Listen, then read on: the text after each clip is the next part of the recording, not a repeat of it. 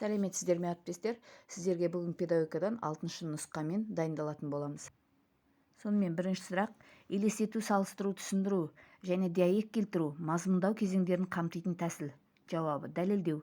Екінші сұрақ: келтірілген мысалдардың ішінен сұрақ қоюдың басқаға бағыттау тәсілі. Жауабы: ойды кім толықтыра алады. Үшінші сұрақ: бәсекелестікке құрылғандықтан топ ортақ шешімге келе алмайтын әңгіменің түрі. Жауабы: әңгіме, дебат. Төртінші: Флейвел бойынша оқушыға тапсырманы орындауға кеңес берілмегендіктен оқушының қабілеті жетіп тұрса да тапсырманы орындай алмауы. Жауабы: өнімділік тапшылығы.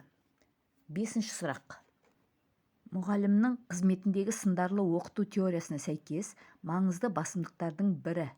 Жауабы: оқушылардың сабақты қабылдау ерекшеліктерін түсіну.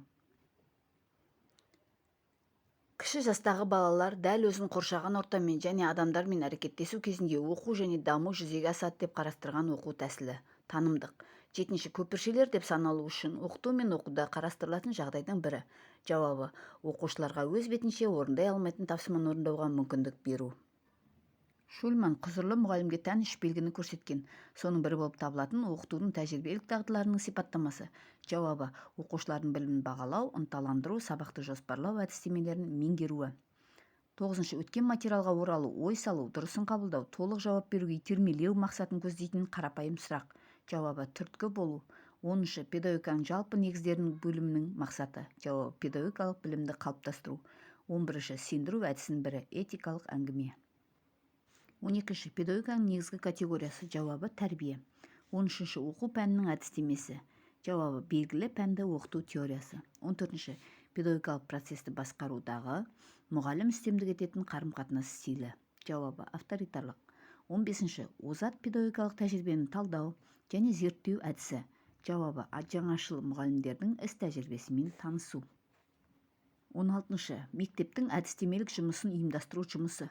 Жауабы: әдістемелік күн.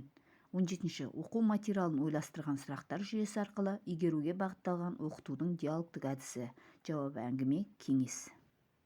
Білім алушыларды бірнеше топқа бөліп, күрделі, көлемі үлкен мәтінді терең түсінуге мүмкіндік тудыратын. Жауабы: Джикс әдісі. 19-шы: іскерлік ойын. Жауабы: тұлғалық бағдарлы оқытудың формасы. 20-шы: білім алушыларды бірнеше топқа бөліп, күрделі, көлемі үлкен мәтінді терең түсінуге мүмкіндік тудыратын әдіс. Жауабы: Джикс әдісі. Ал құрметті әріптестер, игіліктеріңізге пайдаланыңыздар. Каналымды қолдап, тіркеліп, лайк басып, келген сұрақтарға комментарий жазып кетіңіздер.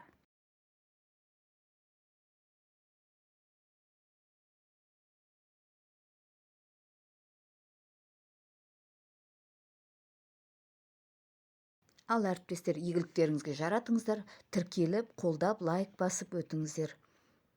Рахмет.